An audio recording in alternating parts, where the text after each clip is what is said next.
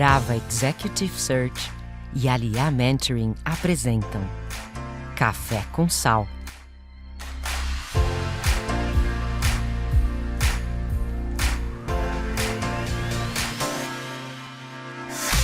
Bom dia e bem-vindos a mais um podcast Café com Sal, podcast que fala de carreira, de empreendedorismo, de liderança. Você pode nos acompanhar nas redes, no Instagram, Pod Café com Sal, no LinkedIn, a gente coloca muito material lá na nossa company page, Café com Sal, no nosso canal do YouTube, podcast Café com Sal, e no Spotify, Café com Sal.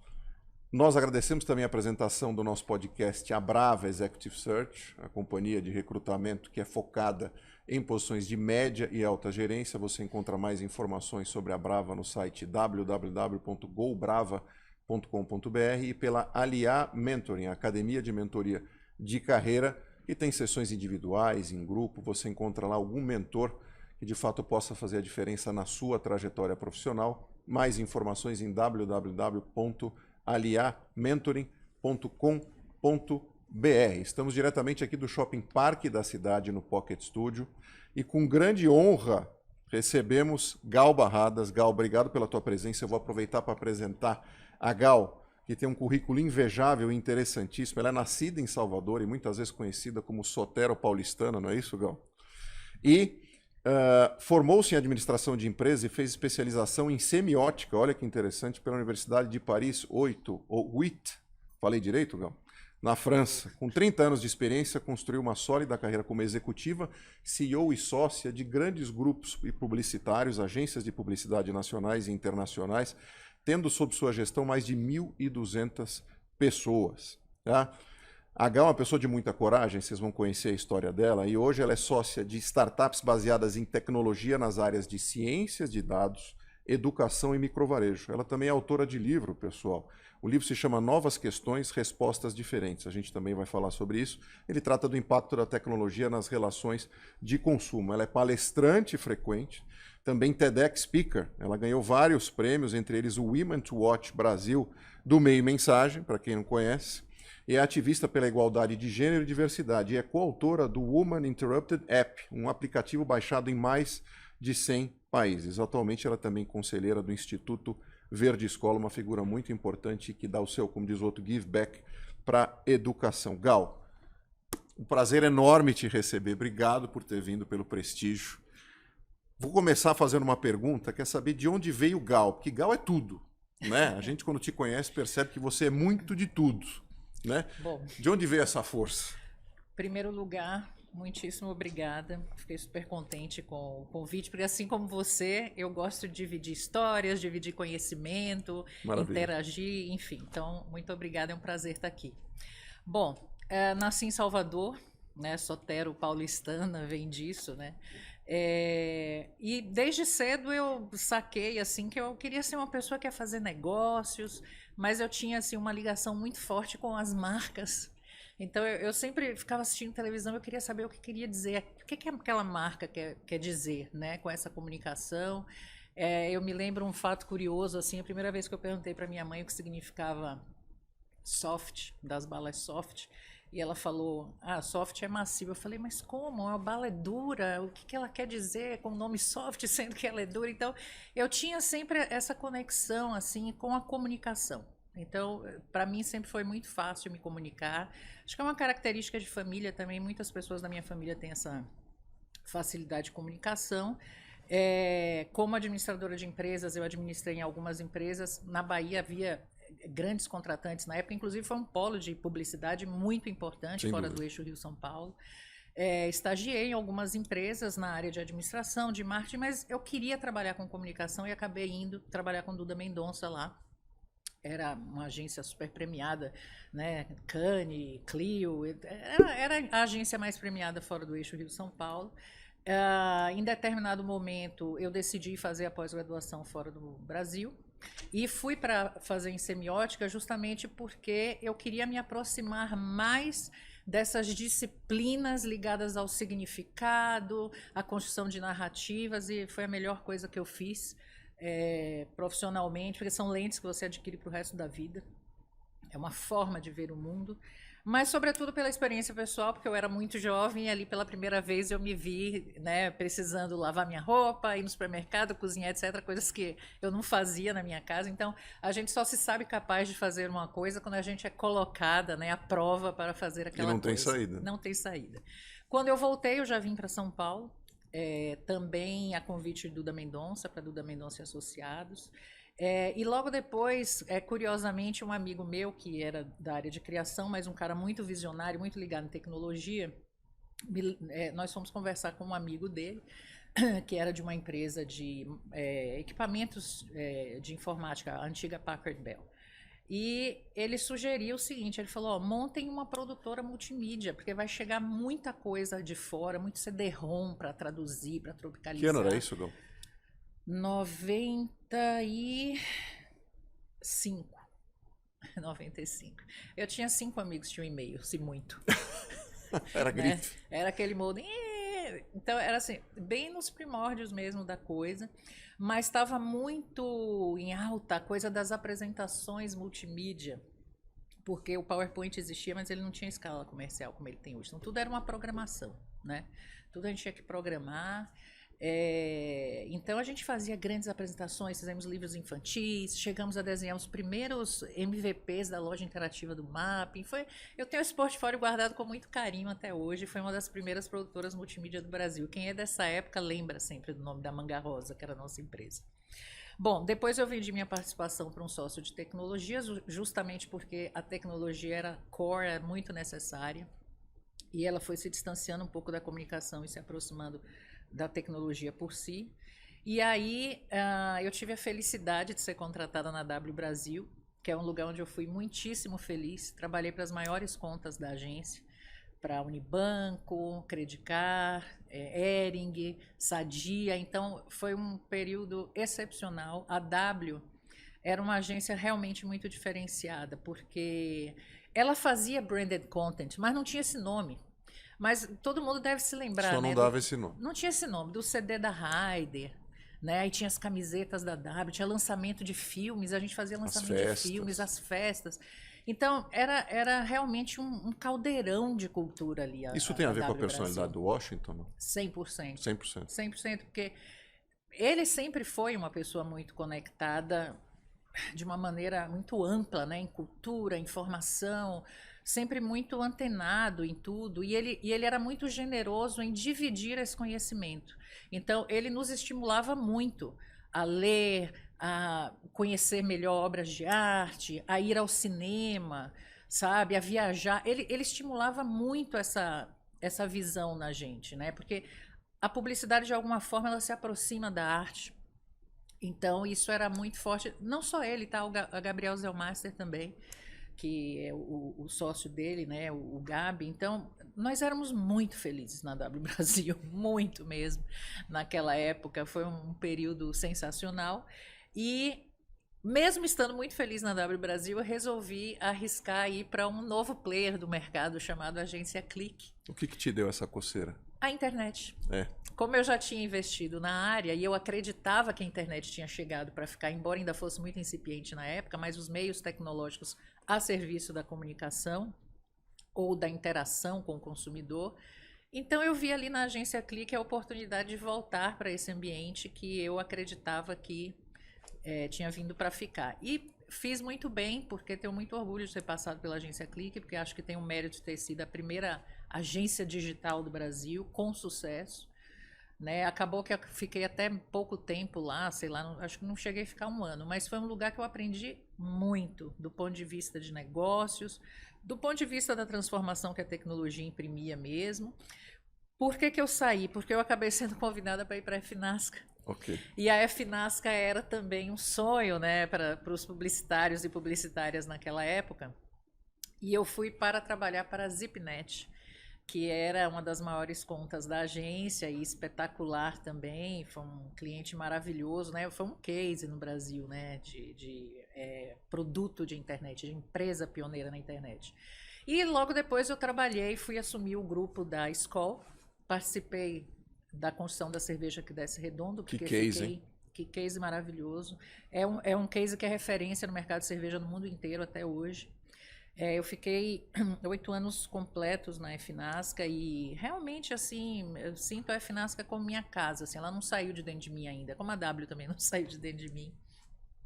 É um lugar também muito fértil, foi o primeiro lugar que eu trabalhei que efetivamente olhava a comunicação em todos os seus aspectos. 360. Então, a Skol, por exemplo, todo mundo vai lembrar, né? Foi a primeira marca que tinha uma coerência na televisão, na plataforma de eventos, na internet. Foi a primeira marca de consumo que teve um site, promoções, merchandising, tudo. Então, era realmente uma visão global, né, da marca e um posicionamento que se traduzia em diferentes narrativas de acordo com a plataforma que a gente estava tratando, mas tinha uma coerência muito grande, né? Não era assim. Não era de jeito nenhum. O mercado de cerveja era media intensive, né? Ali muita pressão de mídia em filmes, mas cada hora era um slogan diferente, eram filmes em profusão, mas muito baseado ali só no líquido, a experiência do bar e tal, mas não tinha essa narrativa coerente e de longo prazo que a Skol implementou no mercado, que serviu de exemplo tanto para o mercado de cerveja como para quaisquer outras marcas, né? Um exemplo de case para qualquer segmento de bem de consumo. Então, assim, eu tenho muito orgulho de ter participado desse capítulo da marca. Trabalhei para outras grandes marcas também, o conglomerado Unibanco também lá, enfim. Então, depois desse período, eu queria, aí já falando um pouco de carreira, né? Eu queria dar um salto, digamos assim, porque eu era uma pessoa, embora eu tivesse grandes contas na mão, eu estava ali ainda tomando conta de algo disciplinar, né? Parte de negócios, de brand development, etc. Mas eu queria cuidar do negócio, né? Eu queria ter uma visão mais ampla, de maneira que outras áreas, eu pudesse atuar em outras áreas também. E quem me deu essa oportunidade foi a MPM, que naquele momento buscava consolidar sua carteira de clientes privados. E eu fui convidada para ser vice-presidente, a Bia Aidar era presidente, então o sócio dela cuidava da área pública e eu cuidava da área privada. E foi um período muito bom também, assim, aprendi muito do ponto de vista de negócios, porque tanto a W Brasil como a FNASCA, embora empresas muitíssimo bem-sucedidas nos seus negócios, elas eram muito focadas no produto criativo. Então a gente ali, por cultura, a gente brigava até o fim para colocar de pé as grandes ideias. A gente sempre acreditou que a criatividade é que ia trazer o resultado. Tinha um cuidado muito grande com o craft da comunicação, com a produção, etc. E isso foi espetacular, porque construiu grandes marcas. E a MPM, no Grupo ABC, ela tinha uma visão bastante business, né? Então, foi um outro jeito de fazer publicidade, lidar com o mercado. Então, aprendi muito também ali. Foi importante para mim ter feito essa mudança de perfil, né? Bom, em determinado momento, aí eu estou falando do ano de 2009, o que se tinha no mercado publicitário? Você tinha as grandes agências que faziam publicidade, faziam a estratégia das marcas, planejamento, e você tinha do outro lado produtoras digitais que faziam coisinhas para as marcas. Então, era uma promoção, um joguinho. Vamos fazer... Eu olhava aquilo ali, eu vi uma desconexão entre o posicionamento da marca e aquilo que estava acontecendo no mundo digital. Então, o insight que eu tive foi o seguinte: eu vou desenvolver um modelo que pretende ser uma ponte entre essas duas coisas e eu vou traduzir os posicionamentos dessas marcas para o ambiente digital e com isso eu vou tornar isso aqui mais estratégico. Desenhei um modelo de uma empresa, fiz o business plan, eu me joguei sem paraquedas no mercado, fiz isso mais de uma vez, inclusive, na minha vida. Tem um custo alto, tá, gente? Parece muito romântico, que tudo deu certo e tal, mas tem um custo fazer isso, mas é meu temperamento, né? Eu gosto de correr risco, corri várias vezes. Você reconhece isso no teu perfil, porque é justamente isso que eu ia te perguntar, porque assim, a gente fala muito, né, Gal, em carreira, em planejamento, passo a passo, qual que é o próximo passo, onde eu quero chegar. Óbvio que você tem isso, consciente ou inconscientemente. Mas você é uma figura de muita coragem e que foi dando salto sem nem ter a necessidade ali naquele momento também, mas foi muito no instinto. Você é muito assim, é isso que você reconhece na tua personalidade? Eu reconheço totalmente, eu sou uma sagitariana. E tá em paz com isso, eu também. Muito bom. A gente é assim. Né? Eu sou sagitariana, sou de uma família onde as mulheres sempre trabalharam, empreenderam, estimularam as mulheres da família a jamais encontrar impeditivo algum para seguir com seus sonhos, seus empreendimentos. Então, eu fui cultivada neste ambiente. E, aliás, devo dizer que eu tiro o chapéu para os homens da minha família também, porque sempre apoiaram as mulheres, jamais tentaram impedir esse crescimento. Então, tiro o chapéu para meu pai, meus irmãos, meu avô, todos que ajudaram e compartilharam dessa trajetória das mulheres da minha família, que é um exemplo que vem desde a minha avó materna, que tinha seu próprio negócio, sempre empreendeu. Imagina, uma mulher que nasceu no início do século passado. Foi esse exemplo que eu tive. Minha mãe nem se fala, uma mulher inovadora, totalmente à frente do tempo, primeira mulher a se formar em arquitetura na Bahia, uma mulher de expressão no ambiente público e privado. Então, foi daí que eu vim. Tá? Então, a gente aprende muito pelo exemplo. Então, eu tinha uma visão assim de planejamento de longo prazo, onde eu queria chegar, o que eu queria fazer, mas uma coisa é você planejar e outra coisa é você fazer. E eu sempre tive uma visão, né, de para onde eu queria ir, o que eu queria fazer, mas precisa concretizar. E aí tem formas de concretizar. E o meu temperamento é de me atirar mesmo, de correr risco, acreditar que pode dar certo. Nem sempre deu certo, mas muitas vezes deu. Considero que tem um track record bom. Então, vencedor. Isso acaba fazendo com que a gente queira repetir, né, a dose. Mas, enfim, depois que eu montei esse projeto e o seu BP, eu tive a sorte de conhecer o Marcelo Lacerda através de uma amiga comum. O Marcelo, para quem não sabe, foi um dos pioneiros da internet no Brasil. Ele fundou no TecNet, no Rio Grande do Sul, que depois, adquirido pela RBS, virou ZAS, e foi o embrião do portal Terra no Brasil. E ele realmente, assim, uma cabeça, né? O Marcelo é uma figura realmente muito especial, todo mundo que conhece ele tem a mesma opinião. E ele era, naquela época, o sócio majoritário da FBIS, e a FBIS estava uma empresa de muito sucesso, mas com uma determinada característica, assim, muito boa em performance, analytics, clientes transacionais, enfim. E ele desejava transformar a FBIS na grande agência da era digital, como ele me falou na época. E depois, né, como é natural nesses percursos, quem sabe talvez ser vendida para um grande grupo, enfim. E ele falou uma frase que eu nunca vou esquecer, porque ele falou assim, ele disse, Gal, eu não tenho interesse em investir numa nova empresa de serviços, mas você tem um projeto empresarial que contém FBIS, e a FBIS está procurando uma Gal. O que você acha da gente juntar os projetos? Então, eu considero esses momentos assim, momentos mágicos, sabe? Onde os astros estão alinhados para uma coisa acontecer, dar certo, se unirem pessoas que têm a ver entre si, que tenha o mesmo espírito, né? A mesma visão, o mesmo desejo de fazer uma coisa acontecer. Eu fiz um plano de 3 anos, que foi aprovado por todos os sócios, todos brilhantes, excelentes profissionais. Tanto os executivos estavam à frente do negócio, que também a maioria era fundador, como os sócios investidores. Gostaram do projeto, aprovaram. Nós nos amarramos no projeto, em fazer aquilo acontecer, um desejo muito grande de todos, todo mundo acreditou. E a gente teve um resultado muito bom. Assim, para você ter uma ideia, a gente, em um ano, atingiu os KPIs de 3 anos. Em um ano? Em um ano. Então, assim, óbvio, né? A gente está falando de 2010, então era um mercado um pouco menos competitivo, né? Tinha poucos modelos tão bem estruturados como era a FBIS na época, então não é essa ultra competitividade que existe hoje, mas mesmo assim, guardadas as devidas proporções, eu acho que foi um business case espetacular. E eu ouço com muita recorrência dos meus colegas de mercado que, de fato, é um case referência para o mercado, né? E a gente tem que se orgulhar disso, porque quando a gente ama muito o que faz, que é o meu caso, e desses meus sócios, a gente quer fazer pela nossa empresa, a gente quer fazer nosso sucesso pessoal, mas a gente também quer impactar o mercado, a gente também quer deixar um legado para o mercado, a gente quer ajudar a desenvolver esse mercado.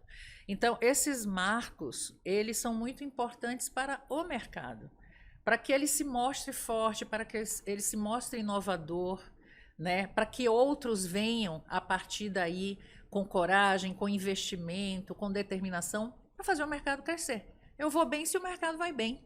Então, me interessa que o mercado esteja sempre forte, né? E se desenvolvendo, e crescendo, e se transformando. Muito bem. Fizemos a venda, né, da agência para o grupo WPP, que é um grupo muito empreendedor.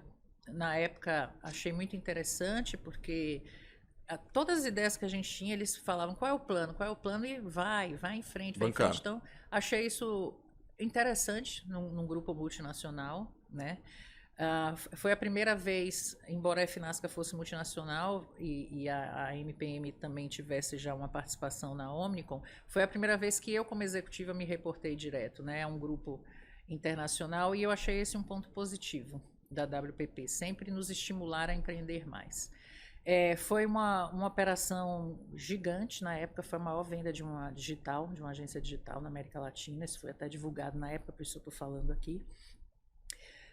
E depois que eu cumpri minha etapa lá, eu confesso que eu já não queria mais estar em agência, eu já via outras coisas acontecendo no mundo, mas aí o Ray, que é diretor de arte criativa, estava conversando com a BETC Paris para trazer a BETC para o Brasil, e para nós que somos publicitários e adoramos a criatividade, a BETC é um diamante, né? Prato cheio. É uma empresa espetacular, assim, a BETC Paris, fora de série, além de ser uma unidade de negócio importantíssima do Grupo Havas no mundo inteiro. É uma das empresas mais premiadas do mundo desde sempre, um modelo totalmente inovador, é um conjunto de empresas que perfaz a marca BETC Paris, né? Então eu falei, nossa, na França, os franceses. Resgatando um pouco do que você passou lá então atrás. foi assim, nossa, eu fiquei muito feliz, né, do ER ter me convidado para fazer parte disso. Eles tinham muito firme, assim, que a BETC sempre tem dois co-presidentes, um homem e uma mulher. Os fundadores, o B e o E, são o Remy Babinet e a Mercedes Erra, que são os cofundadores da rede, e as unidades BTC sempre foram assim. Então, eu fiquei muito, muito contente, fui para Paris, foi uma identificação imediata, a gente fez um modelo diferente no Brasil, bastante horizontal, bastante transparente com os clientes, tivemos muito sucesso nesses primeiros anos, isso, inclusive, nos levou à promoção para sermos co-presidentes do Grupo Havas no Brasil, e aí outras unidades de negócio, como a Havas Worldwide, entraram para o nosso guarda-chuva, enfim.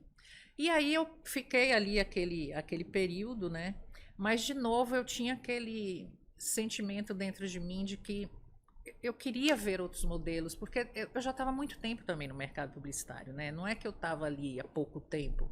Eu já tinha experimentado diferentes modelos, experimentar diferentes sócios, de modelos de sociedades, culturas, etc. Então eu falei assim, olha, agora eu vou fazer algo diferente, uma coisa que eu acho que aponta para o futuro. Você acha que a formação dentro desse ambiente publicitário, quer dizer, pelo menos de quem está de fora aqui, é um ambiente muito empreendedor? Até porque assim, você precisa ter uma empatia gigantesca em relação ao negócio do teu cliente. Trazer ideias inovadoras e criativas, isso é um exercício diário de empreendedorismo. Não necessariamente você implementa isso, sim, claro, mas essa forja de ideias vem muito no mercado publicitário. Você acha que isso tem uma influência grande nesse teu próximo capítulo? É uma escola para isso? Eu acho que é um mix de coisas, porque você também tem diferentes tipos de publicitário. Tem vários tipos de publicitário, né? Então, assim, no meu caso específico, obviamente, a inquietude que esse mercado tem, que há uma inquietude, tem que ter essa inquietude para você poder dar soluções criativas, com certeza absoluta. Mas eu me sinto também influenciada por alguns clientes importantes que eu tive. Por exemplo, a Ambev. Eu atendi marcas de cerveja durante 13 anos da minha vida. Só para a Ambev foram 10 anos consecutivos. E é uma cultura de gestão de portfólio, né? Então, assim, muito conectada, muito rápida, tática, o mercado se faz ali na rua, no ponto de venda e tal, mas muito respeitando muito o posicionamento de cada marca. Então, um olho no estratégico e um olho na execução. Então, isso também influenciou muito o meu temperamento profissional, acaba influenciando, né? porque você convive muito tempo com aquela cultura. Então, como eu falei, eu acho que existem diferentes tipos de publicitários, tem aqueles que são mais criativos e é isso, né? Eles gostam, são quase artistas. Você tem aqueles que são do business, né? E não necessariamente elaborarão grandes estratégias e tal. Então, é uma miríade de perfis, né? Porque, na verdade, tem que ser isso, né? Tem que ser isso, porque é, por essência, uma atividade multidisciplinar. Então, você vai ter aqueles mais generalistas, vão entender de tudo um pouco, mas você tem também ali os mais especialistas, né? Então, no meu caso, eu acho que foi um mix de cada coisa. É um pouco ali do meu temperamento pessoal, um pouco da minha família, a educação que eu tive, um pouco de ser sagitariana, um pouco dos clientes que eu atendi que acabaram me influenciando, os chefes que eu tive maravilhosos. Acho o Fábio Fernandes incrível, assim, jamais esquecerei o Fábio na minha vida, assim, um cara muito importante, bem como Washington, como Duda, enfim. E outros parceiros, como o Loi Barras, que era o sócio do Fábio, o Gabi, que era sócio do Washington, enfim. Pessoas, né? No fim das contas, Sem a gente dúvida. está falando de pessoas, porque até quando a gente fala de uma empresa essa frase é batida, mas é verdade, uma empresa é uma abstração, né? Empresas são processos. A cultura está nas pessoas. Elas exercem um comportamento, elas exercem uma cultura, elas tomam atitudes. Então, no fim, a gente está falando de pessoas, né? Sempre de pessoas. Tem uma frase clássica do Brito, você falou de Ambev, né? De uma palestra dele, em que às vezes as pessoas ficam se questionando, e agora, nesse momento, o que a empresa vai fazer? O que a empresa tem para nós? Vai sair daquela sala ali de reunião da diretoria, da presidência, alguma fumaça preta que vai ser decidida ali, a lá Vaticano, o destino da empresa? Não, quem define o destino da empresa são as pessoas que estão ali. A empresa não faz nada, né? É muito nesse sentido. Não, e tem uma coisa curiosa que é o seguinte: quando você tem uma empresa de produtos, manufatura produtos, enfim, você mudar o presidente, mudar a gestão, tem pouco impacto. Numa empresa de serviço, não. Sobretudo nas empresas de comunicação, de prestação de serviço de comunicação, as agências, produtoras, mediatechs, menores, né? Não as big techs, as martechs, edtechs. Quando você tem ali o fundador, ou o presidente, né? Como um presidente é contratado e por que aquela pessoa é contratada naquele momento, isso influencia muito, isso indica muito o caminho que a empresa quer tomar. Mais do que numa empresa de produtos. Porque o produto, você pode mudar o posicionamento, ampliar mercado, etc., mas você tem um produto. O serviço, ele é totalmente líquido, né? Totalmente. Então, eu acho que impacta mais as empresas de serviço, a mudança de gestão, de CEOs, de lideranças. A gente vê isso, né? Com bastante nitidez, eu acho. Sim. Até. Você falou de gestores, né? Que impactaram tua trajetória. Você citou alguns nomes aqui, sócios, gestores, parceiros. Você falou de família. E me marcou um depoimento bonito que você fez. Achei super bacana, porque eu vejo isso muito e a minha história foi muito parecida. Eu vejo dentro da minha própria família. De homens estimulando mulheres a alcançar o seu máximo potencial. Isso é um presente que você teve na vida. Que nem todo mundo, a gente sabe. Fato. Se não atrapalhar, já está bom. Se não atrapalhar, já está bom. No meu caso, foi estímulo mesmo. Exato.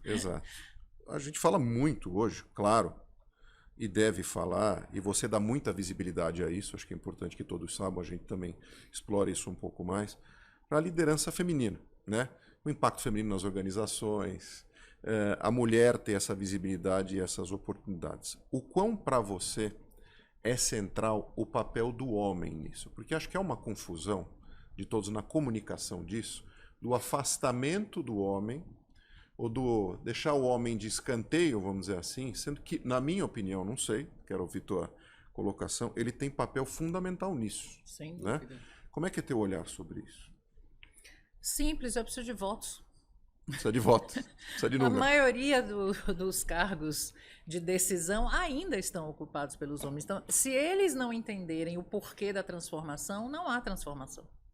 Certo? Eles precisam entender os benefícios de ter mulheres em cargos de gestão, de comando, né, para eles, inclusive, porque quando você tem isso, não é uma opinião, tá? São dados. Ciência. Existem pesquisas e estudos, uma pesquisa rasa no Google já traz esses números todos. Que empresas que têm mulheres na liderança, tem vários estudos, você vai achar de números de 7% a 33% a mais de lucro, né? Dependendo da amostra, do segmento, enfim. Setor. Mas o aumento existe. E por que isso? Porque é muito simples, né? Grupos muito homogêneos, eles impedem a transformação. Quando você tem diversidade no olhar, você amplia a sua visão de riscos e oportunidades. Tão simples quanto isso. Entende? E indo para além, num país como o Brasil, que é um país diverso. Sim. E é uma das nossas maravilhas ser diverso, né? Muitos dos talentos brasileiros vieram disso. A criatividade brasileira vem disso, né? Poxa, você tem uma empresa que produz produtos, né, para as massas. Cara, como você não pode espelhar dentro da sua equipe o mesmo tipo de população que você tem para fora se você trabalha para eles? É preciso ter aqui dentro pessoas capazes de olhar para todo esse conjunto, né, de tipos que existem lá fora, né? Porque são muitos, né? Olha quantos recortes a gente tem no Brasil, né? Regionais, né? O interior, o litoral, o norte, o sul. Agora descendo um pouco mais no funil, né? Quando você vai, assim, por exemplo, a questão de gênero. Cara, quando falam assim, a mulher brasileira, ok, existe algo que une, né? O perfil de uma mulher brasileira. Mas aí depois começa a segmentar, porque assim, de qual mulher a gente está falando? Da mulher que foi criada pela mãe solo, ou da mulher que veio de uma família mais estruturada, tradicional, ou a mulher que veio do Nordeste, mora no Nordeste, ou a do agro, ou a do sul do Brasil, aquela que teve o apoio da família que não teve, a que teve a oportunidade de estudar que não teve, a que conseguiu trilhar um caminho de sucesso dentro das empresas, ou aquela que, por falta de opção, muitas vezes, nem sempre, mas muitas vezes, teve que empreender, né? A que veio das comunidades, ou a que veio de um ambiente mais privilegiado, mas decidiu seguir seu próprio caminho, né? Então, é preciso olhar com o olhar da diversidade. Isso é indiscutível, né? Assim, não tem o que falar sobre isso. E como os homens ainda decidem, porque são a maioria, é óbvio que eles precisam estar olhando com as mesmas lentes que a gente, senão a gente fica pregando só para as convertidas e a coisa não se transforma. Como é que a gente aproxima esses homens do processo? Eu acho que é assim, ó, primeiro lugar, mostrando dados, porque eu acho que eu me espanto que até hoje me chamam muito para dar palestra sobre o tema em empresas. Os homens não sabem. Eles não sabem, assim, que as mulheres são 41% dos micro e pequenos empreendedores no Brasil, 42% chefes de família, 85% do poder de decisão de compra de uma família está na mão da mulher, ainda que o dinheiro não saia do bolso dela, é ela quem dá a palavra final, entende? Mais de 50% da população. Olha esse poder extraordinário, sabe? Tem estudos também mostrando de países, tá? E de entidades internacionais, fazendo projeções. Se conseguirmos incluir até 25% da mão de obra feminina no mercado de trabalho, alavancaremos o PIB em tanto. Então, de novo, não é uma opinião. Então, são dados, né? Então, eu acho a primeira coisa expor números, porque é uma linguagem que parece mais adequada, assim, né? Para você desacomodar as pessoas, porque aí você mostra algo concreto. A segunda coisa, eu acho que é falar de uma abordagem socioeconômica, não só social, socioeconômica, para a economia da empresa também. O bottom line. Isso. E para a transformação de um ambiente que, no fim das contas, vai se reverter em benefício para eles também, né? Como sócios, como investidores, como executivos. Todo mundo sai ganhando, essa que é a verdade. Então, é um erro achar que o feminismo, né, o ativismo pela causa feminina, busca a supremacia feminina. Isso não existe. A gente só quer direitos e oportunidades iguais. Então, assim, se os homens sempre lutaram por 100%, qual o problema da gente lutar por 50%? Atualmente as cotas estão só em 30%. Qual o problema disso? Se no fim da linha é um benefício para todos, né? E aproveitando que a gente está falando desse assunto, eu queria aproveitar e já falar sobre o papel da mulher que decide se tornar mãe Claro. para o mercado de trabalho, que eu acho um assunto de extrema relevância, porque assim, a mãe, ela trabalha para o mercado de trabalho, qualquer mãe, porque está na responsabilidade da mãe, do pai também, sem dúvida, mas mais da mãe, é o que a gente tem visto, formar uma pessoa que amanhã está sentada do seu lado no mercado de trabalho. Então, aquele conjunto de valores primordial da vida de uma pessoa está ali no berço, está na família, sabe? Independente de classe social. Existe uma formação de um ser humano ali que amanhã está sentado do seu lado no mercado de trabalho. Aí essa pessoa comete uma falta de educação, sabe? Tem uma atitude desprezível e tal. Qual é a primeira coisa que vem na nossa cabeça? Nossa, que educação essa pessoa teve. Quem criou esta figura? Então, eu acho uma loucura todos os questionamentos que existem em torno da figura materna, não só porque, como disse, eu vejo que elas começam a trabalhar para o mercado de trabalho sempre, e também aquelas que decidem se tornar mães e querem retornar ao mercado de trabalho. É preciso que haja uma abertura das empresas para receber de volta essa mulher. Porque, obviamente, ela voltará diferente. Isso é indiscutível. Mas, na minha visão, ela voltará melhor. Porque, primeiro, ela foi realizar um desejo, um sonho, né, que ela tinha. E, segundo, porque eu falo como mãe também, isso desperta na gente, né?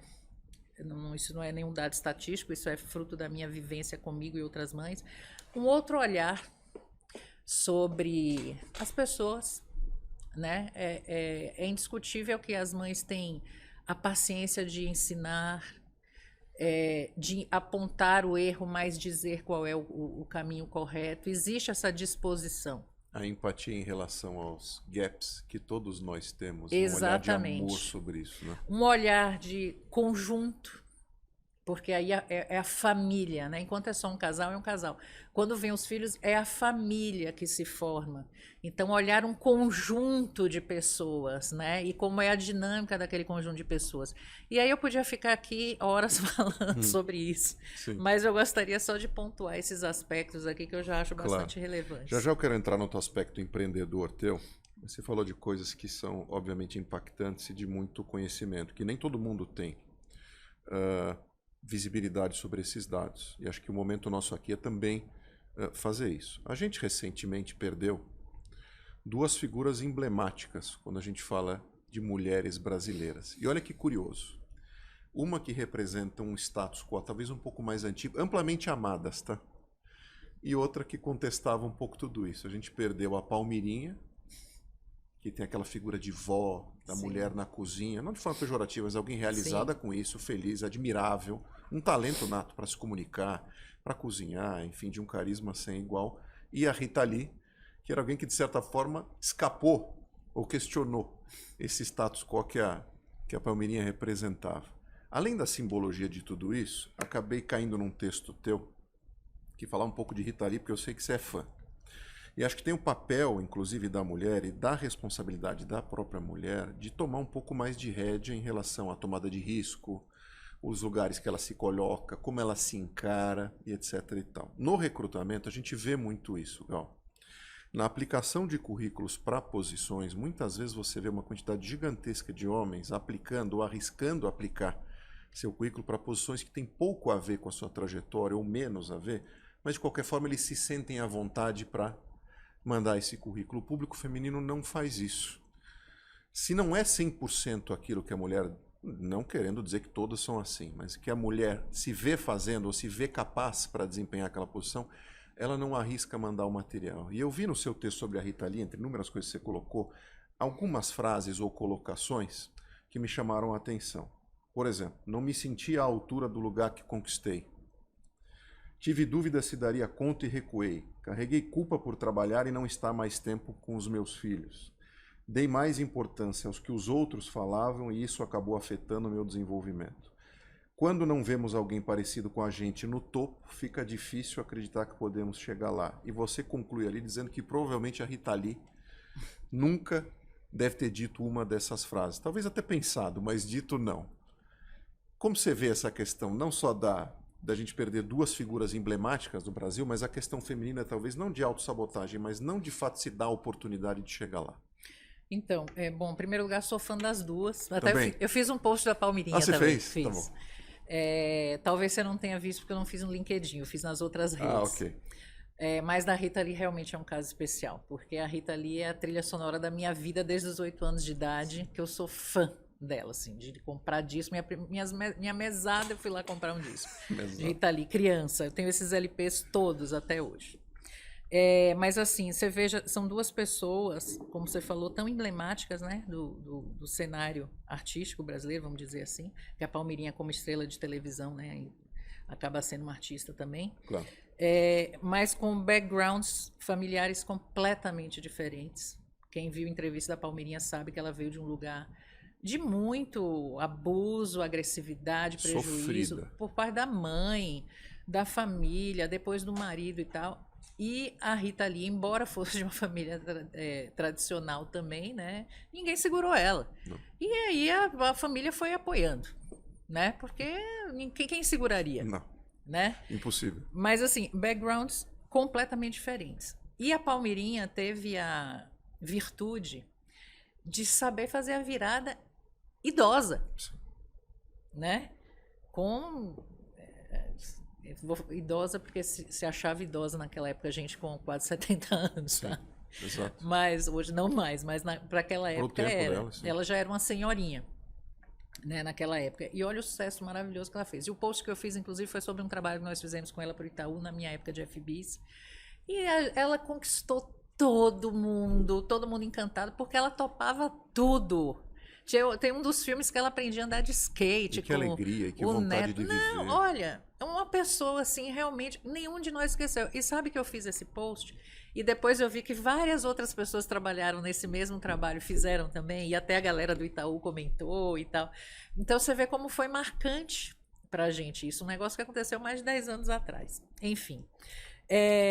E a Rita Lee, assim, eu acho que ela nem teve tempo de pensar em nada disso, ela simplesmente saiu fazendo, que te confesso que é mais ou menos meu jeitão também, sabe? Eu vou fazendo e eu acredito que vai dar e vou em frente. Mas a gente ouve muito esses depoimentos.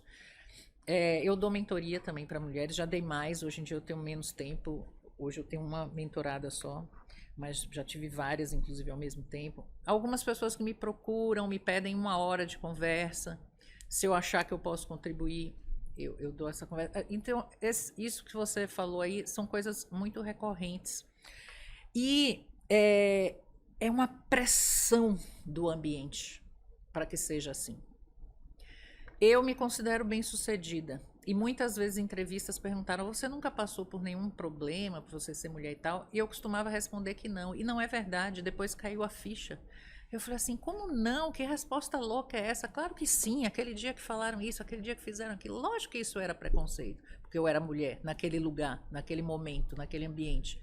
Só tinha homem, eu era a única mulher.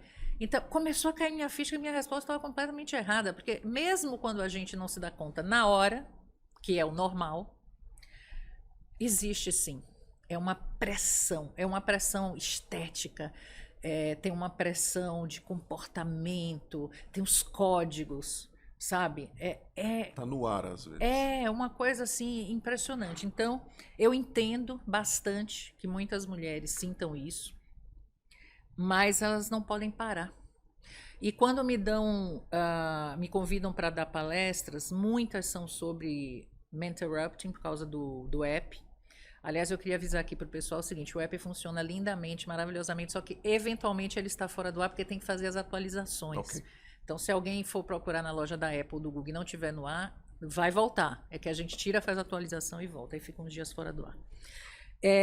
Vou lá, explico que as violências, elas podem ser as microviolências do dia a dia, como elas podem ser as grandes violências. Então, assim, desde a interrupção da fala, que é uma microviolência, a cárcere privado, o estupro, que são as grandes violências, você tem aqui um gradiente, mas tudo é violência. E essas microviolências relativas à fala, como bropriation, que é quando o homem superior, numa situação hierárquica, se apropria da ideia de uma mulher, ou mansplaining, quando ele quer dar a entender que ela não sabe o que está falando e ele que vai explicar melhor aquela situação, ou gaslighting, que é quando quer fazer a mulher de louca. Então, são todos fenômenos de fala como interrupting, né? Que inclusive o interrupting, assim, eu estudei muito o assunto, muito, e é um fenômeno que ocorre no mundo inteiro na época do lançamento do app, inclusive por isso ele foi baixado em mais de 100 países, apareceu na imprensa em vários países. Eu recebi muitas mensagens no Twitter, no site da agência e tal, contando, isso é meu dia a dia, esse app realmente vai ser muito útil, minha vida é isso, eu trabalho num lugar que tem muito homem e pouca mulher. Blá. Foi uma coisa assim, realmente impressionante o alcance que teve, para você ver o tamanho do problema, né? E global.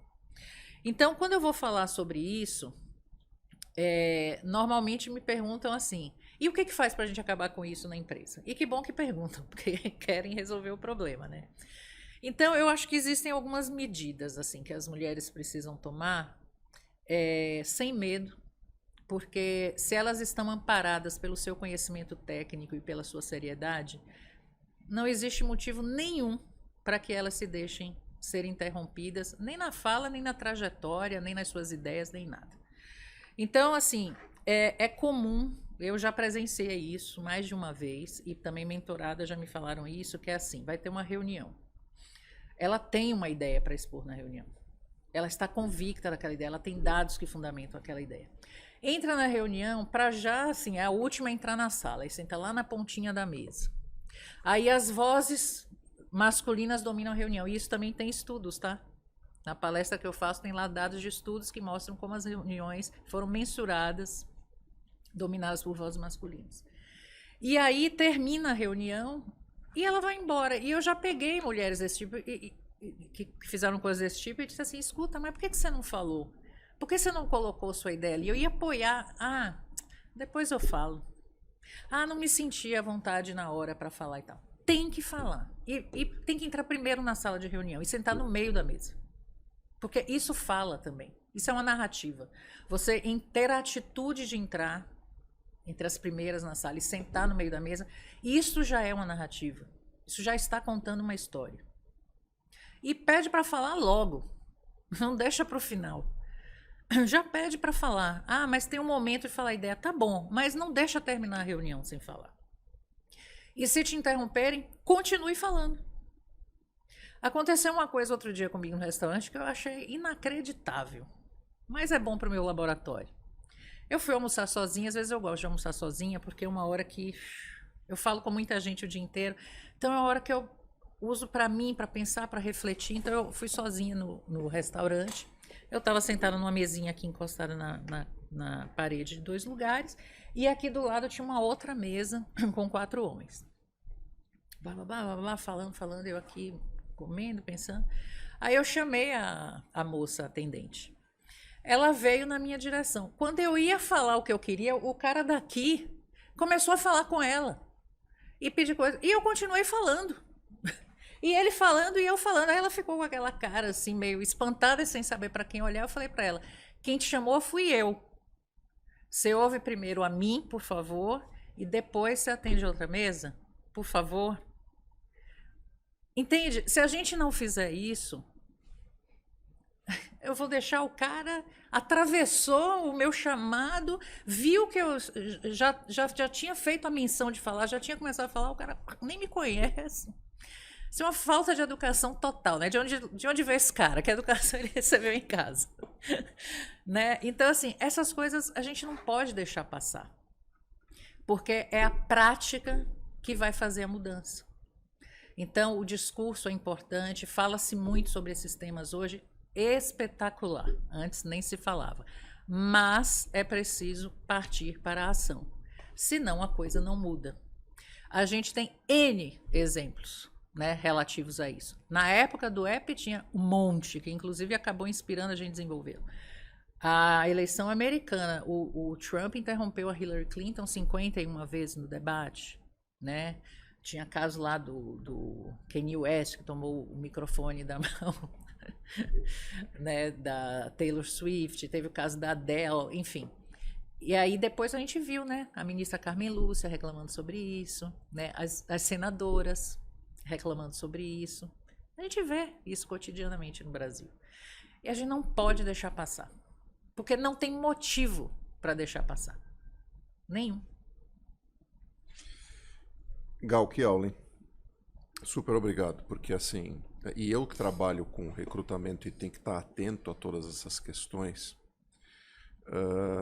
te confesso que aqui, só na nossa conversa já me deu tantos insights, e acho que tanto aprendizado nesse sentido, de verdade. Te falo, não é porque você está aqui não, mas de verdade. Que eu também faço café com sal para aprender. Acho que a beleza da minha atividade no recrutamento são os, entre aspas, eu brinco, os MBAs diários que eu tenho. Mas e, a obviamente, mentoria, depois assim, fazer também. alguma coisa com isso. A mentoria também, exatamente. É uma via sem de dúvida. mão dupla. Sem dúvida. Eu sem escrevi dúvida. até um artigo sobre isso. Até porque a gente que faz mentoria, é mentor, você também não quer... Você percebe que você tem situações não só que você não pode contribuir, mas também de alguma forma que você também não vai aprender com aquilo. Né? Aquilo é estimulante também, né? Essa troca.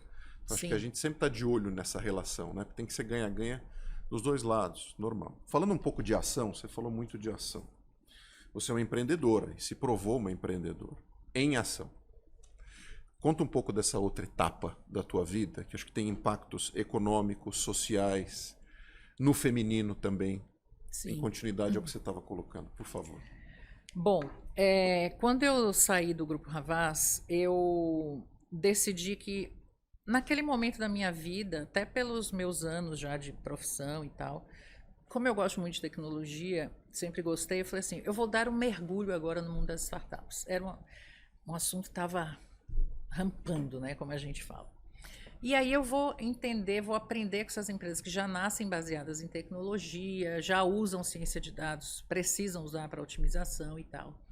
E procurei me associar a projetos que tivessem algum impacto, porque acho que a tecnologia tem esse papel também, né? O primeiro projeto que eu me envolvi foi uma fintech voltada para negócios de produtos de saúde. Eu fiquei lá 2 anos e meio com eles, depois acabei saindo. Mas me envolvi também com 2 projetos que até hoje... 3 projetos, na verdade, que 2 têm impacto e um não, mas já vou explicar.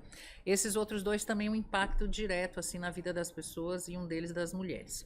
A Quinta Valentina é uma empresa que vende sapatos e bolsas, mas a verdade é que ela é uma empresa que capacita mulheres para o microvarejo de moda. O microvarejo, quando você vende, né, na casa da cliente ou vende na sua casa, enfim. E é extraordinário ver como uma mulher que você conhece na entrada dela na franquia, o que é essa mulher 1 ano depois. Porque ali ela aprende sobre gestão de estoque, marketing digital, sobre moda, então tem os webinars, tem as lives, elas formam uma comunidade entre si, as microfranqueadas, isso é admirável, elas se admiram, assim, elas aprendem umas com as outras. Durante a pandemia, a gente acabou abraçando a causa contra a violência contra a mulher, porque isso aconteceu demais, inclusive vários casos chegaram para a gente, então a gente fez isso. Temos uma cartilha, inclusive, que é possível baixar no site. Qual é o site, Gal? Desculpa. quintavalentina.com.br. quintavalentina.com.br. Se clicar lá no sobre, tem toda a história. Somos signatários do Women Empowerment Principles. Né? Os fundadores são 2 irmãos, um homem e uma mulher. Ele é o CEO, ela é a estilista. Pessoas maravilhosas, a equipe muito maravilhosa. Porque é um negócio construído em cima de um propósito. Verdadeiro. Ele existe. Ele é real. Pode pegar o depoimento das franqueadas e elas vão dizer que é real. E isso faz toda a diferença, né? Então, a gente é um modelo de franquias, mas que prepara, né, as mulheres para esse momento da vida que elas tinham uma profissão, mas querem mudar, querem agora empreender, ou de repente, às vezes, os filhos cresceram, foram embora, elas querem ter uma ocupação, elas têm uma influência ali entre as amigas, são micro-influenciadoras locais, sobretudo nas cidades médias e tal. E é um negócio que vai muitíssimo bem, graças a Deus. Tivemos problemas que muitas empresas de venda de produtos tiveram na pandemia. Acabou a pandemia, a gente subiu de novo. E agora temos até lojas físicas, que é uma coisa que não estava previsto no plano original. Mas as próprias franqueadas pediram para abrir lojas físicas. E por isso elas foram abertas e elas tocam esse negócio. A EduTech Zeca, que eu tenho assim muito orgulho, inclusive porque minha mãe é uma pessoa ligada à educação, então isso sempre foi um assunto importantíssimo na nossa casa, que busca preparar as pessoas, capacitar as pessoas para a prova anual do ensino médio, que é o Enseja. 70 milhões de brasileiros não conseguiram concluir o ensino médio. Pensa, é um contingente 70. brutal de pessoas, 70% não conseguiu concluir. Sendo que no Brasil, quando você vai ver a oferta de vagas de emprego, a maioria é para quem tem o ensino médio, exige o ensino médio. Mesmo quando a pessoa já está dentro da empresa, ter o ensino médio é o que permite a pessoa disputar outros benefícios, cargos, promoções, exatamente. E vou te falar uma coisa, o insight de onde veio a Zeca tem a ver com o próprio problema, porque assim, o governo oferece a aula noturna, né, que chama EJA. Porém, o motivo que levou as pessoas a abandonarem o ensino médio no tempo regulamentar é o quê? Precisei trabalhar. Precisei deixar o estudo para ir trabalhar. E no caso das mulheres, altíssimo índice de gravidez precoce. Então, o fato de ser presencial, da pessoa ter que se deslocar até um lugar à noite, depois de trabalhar, etc., você acaba vendo uma evasão ao longo do ano. Então, o insight veio daí. Então, através do aplicativo, da plataforma, a pessoa tem todo o conteúdo do Enseja. Em 10 meses ela está tinindo para fazer a prova, ou em menos, depende do timing que ela tem, do ritmo que ela tem para estudar. É uma jornada gamificada, o algoritmo identifica os gaps individuais de cada aluno, porque um vai ter mais dificuldade em matemática, outro em português, e ele vai ali estimulando, né, a pessoa através do seu desempenho, moedinhas, troféuzinho, e vamos lá, e tem lives também com professores para tirar dúvida, porque esse falar com a pessoa, esse sentimento de pertencimento também é muito importante, né? De acolhimento para uma etapa nova, para um esforço que a pessoa está fazendo. E a gente começou com um projeto na Rocinha, no Vidigal, no Rio de Janeiro, de um edital da FAPERJ que a gente ganhou lá. E agora a gente está em piloto em 2 grandes empresas aqui de São Paulo. E graças a Deus, agora a gente está... fizemos uma captação de anjo muito bem sucedida e agora a empresa está na cabeceira da pista aí, já acelerando para decolar. Mas olha o impacto que esta empresa pode trazer para as pessoas. Embora seja uma empresa de fins lucrativos, é extremamente barato usar a Zeca, porque o assunto é volume, né? A gente quer que mais pessoas concluam o ensino médio, porque é bom para todo mundo. E vou te falar, tá na boca do pessoal, porque quando eu falei que ia conversar contigo, você falou, a Gal Barrada, sim, a da Zeca é do Tech. Que bom, fico feliz. Juro. Na hora. Fico feliz, porque as sócias também são maravilhosas, assim, gente de altíssimo nível intelectual, pessoas excepcionais também. E assim, a Zeca é redonda, sabe? A Quinta Valentina também é redondinha. Bom, e por fim, o Marcelo Lacerda, que eu já falei aqui sobre ele, da minha época de FBIs, ele conheceu 3 rapazes bastante jovens e um dia ele me falou assim, conheci uns gêniozinhos aí, vamos ajudar eles a acelerar a empresa e tal. Falei, vamos lá. O que o Marcelo me chamar, eu Você topo. Tá dentro. Tô dentro. Fomos lá, a gente fez um rebranding, na verdade, mudou o nome da empresa, mudou a proposta de valor também. A gente trabalhou muito, tanto eu como o Marcelo, assim, a gente deu muitas horas de trabalho no início para ajudar a desenhar o produto. Então, é uma Martech de ciência de dados, né, que desenvolve modelos de atribuição, é capaz de mensurar qualquer coisa que um dado possa responder. Modelos de ROI, é um modelo avançado daquilo que se chama no mercado de marketing Model Mix, porque a gente tem muitas coisas automatizadas que só a gente tem.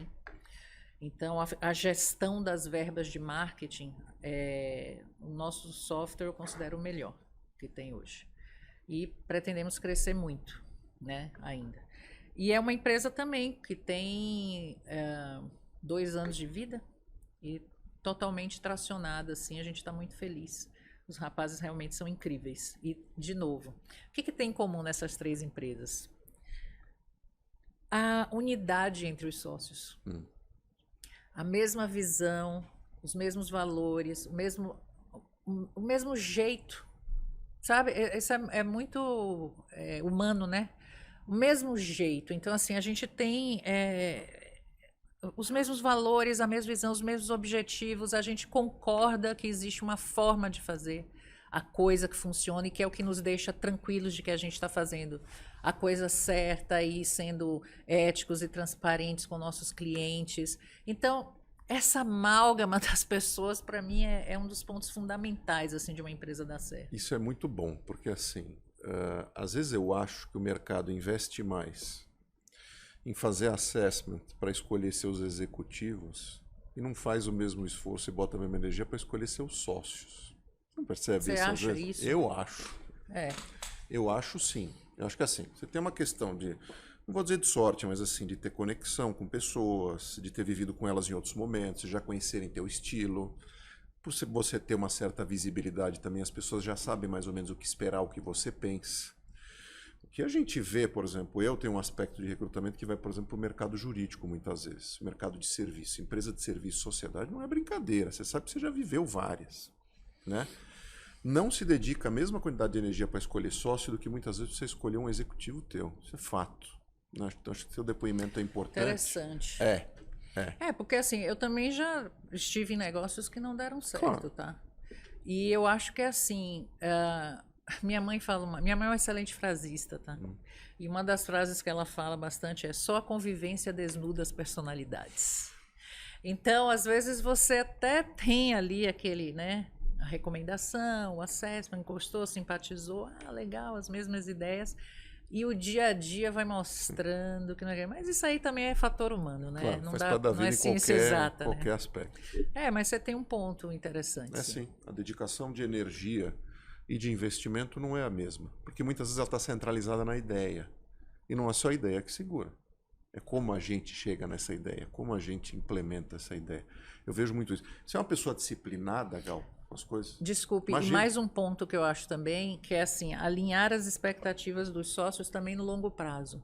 Você está aqui porque você quer bombar essa empresa para vender daqui 2 anos, ou você quer vender daqui 10 anos, ou você só Isso quer aqui é o dizer que é projeto da tua sócio, vida e você quer ficar. é o projeto da sua vida, você vai tocar. Esse alinhamento é fundamental. Sim. Fundamental. Inclusive os do's and don'ts, tipo assim, principalmente quando tem sócio executivo, né? Quando é sócio investidor é diferente, mas quando é sócio executivo é assim, qual vai ser nossa política aqui de férias? Qual é a nossa política de feriados? Qual é a nossa política de contratação? Tem familiar? Não tem? Não sei o quê. Tudo isso é um workshop que tem que fazer. Eu faço, tá? Tem que fazer aquele workshop assim, para que realmente esteja tudo azeitado. Pode até ser duas pessoas diferentes, mas se naquele momento chegar a um acordo de que é daquele jeito, beleza, vamos em frente. Que a conta vem e vem pesada. Exatamente. Você é uma pessoa disciplinada com as coisas? Por que eu te pergunto isso? Você escreveu um livro. Tem que ter disciplina para escrever um livro, É um né, Gal? esforço Como é que você bastante conseguiu grande. isso? E me comenta do livro depois. Cara, assim, eu tenho disciplina para algumas coisas, não para tudo, tá? Assim, eu tenho muita disciplina para estudar, por exemplo. Eu adoro. É uma coisa que eu faço bastante. Eu leio muito, eu participo de curso, eu gosto de aprender. Então, para isso, eu tenho bastante disciplina. Por exemplo, exercício físico, eu sou de fases. Sim, Tem época que eu estou super disciplinada, tem época que não estou. Mas, de um modo geral, procuro estar.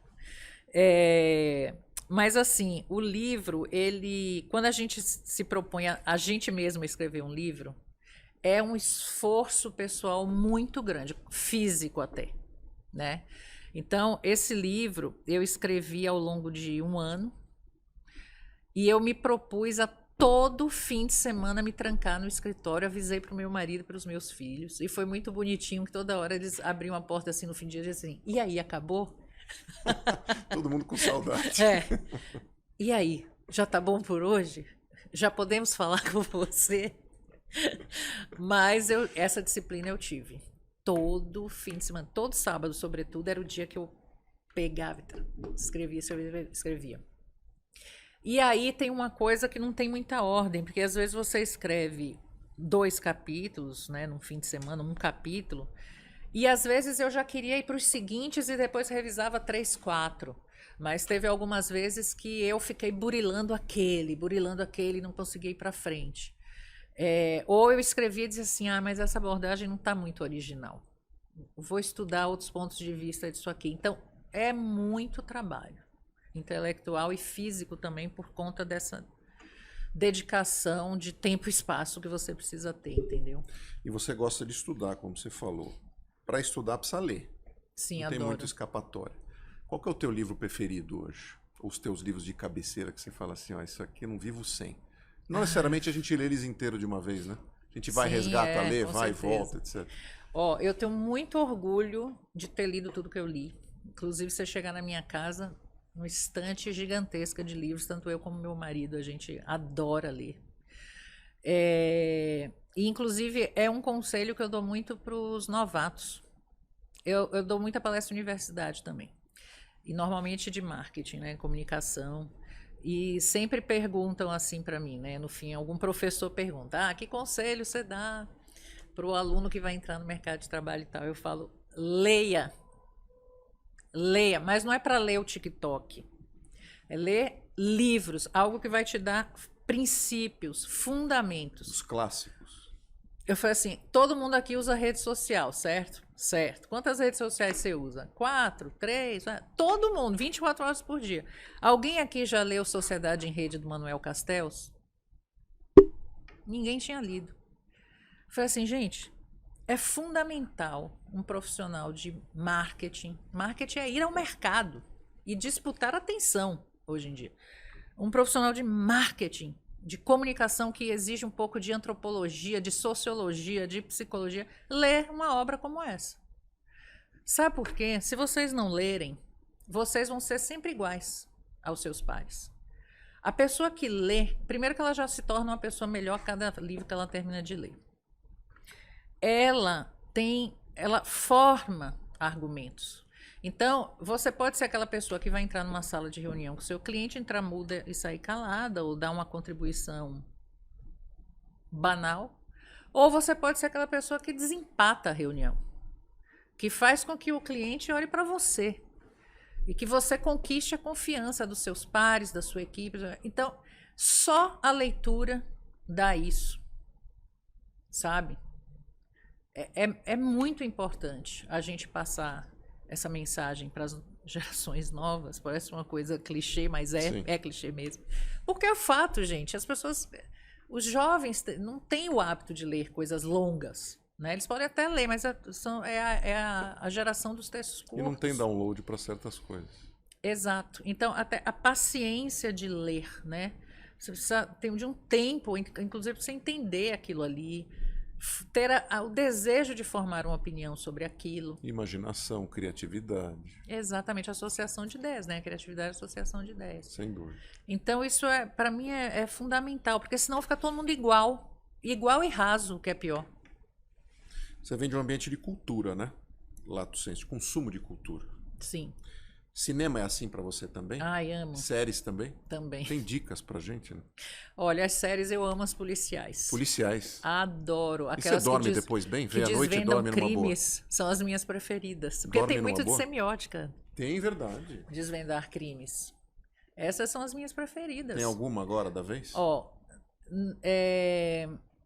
Eu vou falar umas que me marcaram, não necessariamente agora, tá? Mas assim, Call of Duty acho fantástica. La Trêve, que é uma belga. Belga. Acho incrível. Law and Order eu assistia Clássico. na televisão ali no raiz, cabo, ó. esperando. Consistentemente. Então, essas são as minhas preferidas. Mas, por exemplo, This Is Us, acho uma série interessante. Fauda, você já viu? Não. É uma série israelense. Você vai gostar. Vou Fauda. ver. F-A-U-D-A. Veja já. Vou ver. Mas eu tenho dificuldade para dormir na sequência. Que é tão espetacular. Olha, ali na faixa de Gaza, Oriente vou ver. Médio, israelenses e dentro do mundo árabe, ações de um lado e de outro, o olhar dos dois lados. É um negócio assim espetacular. Fauda. Assista. Vou ver.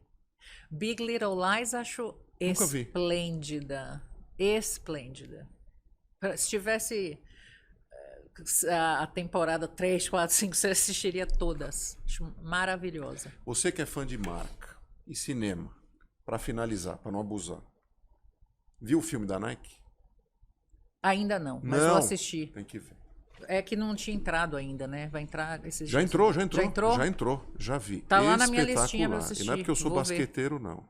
É uma história de empreendedorismo, de branding, de garra, de tudo que você pode imaginar, principalmente do ponto de vista de visão, de mudar um mercado, impactar um mercado, de liderança feminina, porque aquilo é pautado na história do Michael Jordan, mas quem modifica um mercado como um todo é a mãe dele. É, eu li sobre isso. Vou ver, com certeza Que absoluta. quem faz é a Viola Jackson. Davis. Desculpa, Viola Davis. Espetacular atriz. Espetacular. Veja. Queria mencionar mais duas séries. Bora. The Good Life, The Good Life. que é um escritório de advogados. Ah, é. Fantástica, a Amazon essa. E tem uma série, se não me engano, chama... eu não sei se o nome da série é esse, mas é Kaepernick, que é aquele jogador da Sim, Nike. futebol americano, sim. Nossa, mas... Colin Kaepernick. Colin, acho que é... Ou é Colin ou é Kaepernick o nome da série, é o nome dele. Uma estética incrível, uma narrativa maravilhosa de tempos e letramento racial. Muito, muito interessante. Muito interessante.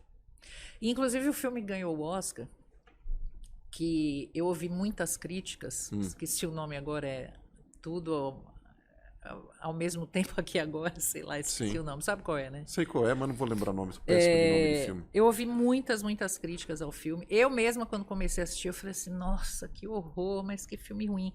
Do meio para o fim, eu tive uma compreensão do filme que eu passei a amá-lo. Porque para mim ele é um filme, porque assim, porque o metaverso, não sei o que, eu falei, gente, o metaverso é só uma figura aqui de linguagem, vamos dizer assim, né? Vamos falar do metaverso, porque de fato ele se traduz ali, a narrativa se dá no metaverso, né? Ou em narrativas de metaverso, mas é um filme sobre escolhas. Sobre escolhas. Então o que eu vejo ali é a personagem principal refletindo, e se eu não tivesse feito isso e tivesse feito aquilo? Eu escolhi esse caminho, onde eu estou? Se eu tivesse escolhido esse aqui, eu não estaria em tal lugar. Então, quando me caiu essa ficha de que eu estava assistindo um filme sobre escolhas, eu passei a amar o filme. Quero ver, não vi. Quero ver. É o filme ganhador do Oscar esse ano. Gal, você tem uma vida de se reinventar, né? A gente fala se reinventar, se atualizar, pivotar, cada um usa um termo. E você vem fazendo o tempo todo, e pelo que eu já senti aqui, você sempre vai fazer. Que recado você deixa para quem hoje é executivo ou executiva, mais sênior, num mercado complicado hoje, que se vê um pouco sem coragem ou sem opção? Que mensagem você deixa para essa turma de alguém que, não interessa o tamanho do buraquinho, sempre viu uma oportunidade e se jogou? Nem todo mundo sempre vai ter a coragem que você teve. Cada um. São escolhas também. São escolhas também. Mas que mensagem você deixa para esse pessoal? Bom, se são pessoas que estão escolhendo permanecer no mercado de trabalho e tal, faz uma atualização de software. Eu sempre falo isso. O hardware, cara, esquece. Não, é com esse que você não vai fica viver. Com esse negócio de idade na cabeça. Isso para mim não existe. Assim, atualiza o software. Então, assim, se é uma pessoa que chegou num determinado lugar na sua carreira, ainda que não seja no cargo, mas que tem um reconhecimento, tem uma carreira construída, é uma pessoa inteligente, é uma pessoa que tem acesso às coisas. Hoje tem curso de tudo que você imaginar, tanto remoto, como curso livre, como curso EAD com certificado, como curso presencial. Tudo que as pessoas quiserem aprender hoje, existe algum curso à disposição. Recomendo muito também participar dos eventos ou de cursos presenciais, porque ali é importantíssimo, muito interessante fazer networking. Inclusive porque se você precisa mudar de networking, você tem que ir para esses novos ambientes. Eu não acredito que é possível construir networking de maneira digital apenas. Acho muito difícil. Eu acho que dá para você manter networking num contato digital, mas para você conhecer, sabe, apertar a mão, estar com a pessoa, eu acho que tem uma leitura também física dessa pessoa, dos trejeitos, o modo de falar e tal. Eu acho muito importante isso para network. Então, sobretudo se você vai mudar de setor, de segmento, vá pessoalmente aos lugares para pegar, sabe, as tintas. Sim. E para alguém que quer empreender? Vou recomendar 2 livros. Um se chama Na Dúvida Não Empreenda. Na dúvida, não empreenda. Exatamente, do Fábio Rodrigues. Muito bom esse livro. Muito bom. Eu até escrevi a orelha do livro para ele. Acho incrível. Super recomendo. É um manual para testar se você aguenta empreender ou não. E se você achar que você vai ser um empreendedor, tem o outro livro dele que ele lançou recentemente que se chama Empreenda Agora. Empreenda agora. É. Quer dizer, a segunda etapa. Quer dizer, passou da arrebentação. É, tipo assim, nossa, é isso tudo mesmo? Não, não é para mim. Nossa, é isso aqui? Não, é isso que eu quero. Então, vai pro segundo livro. Gal, só posso te agradecer. Você sabe que eu Igualmente. adorei te conhecer. Muito obrigada, Não igualmente. só pela tua história, pelo que você representa, mas pela tua vibração, sabia? Eu sou muito assim. Eu tenho muita paixão em tudo que eu faço. Muito bom. Dá pra Os sentir. sagitarianos são Dá assim. pra sentir. Desculpa, mas enfim, é assim mesmo. Te agradeço imensamente. Obrigada. Tomara que a gente possa se rever mais vezes. Eu sou com você. Gostaria. Acho que esses contatos pessoais fazem toda a diferença. É. Então, a gente faz um café fora das câmeras, vamos dizer assim. Perfeito, tá bom? combinado. Obrigado por tudo, pessoal. Obrigado pela atenção de vocês. Essa foi a Gal Barradas. Que lição de empreendedorismo, de coragem, liderança feminina, de olhar a vida por outras cores ou com outras tintas. Uma mulher de destaque, TEDx Speaker, investidora, sócia, enfim.